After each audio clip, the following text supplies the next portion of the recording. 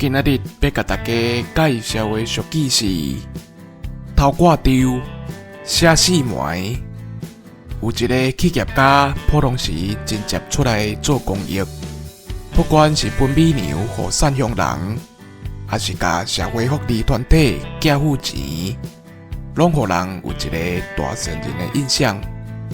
毋过有一回伫电视看到人咧报伊的新闻，讲伊其实有组织违法集团，专门诈骗人的钱财。这件代志小连续报马3个月，愈来愈侪人出来甲指证，讲伊确实是诈骗的首谋。大家知影实情了后，对伊非常的感冒，咧议论讲，原来伊做善事是要暗砍违法的代志。这款行为根本是偷挂丢、写死媒嘛。自安尼，伊这个人伫社会永远帮败路。以上，感谢收听。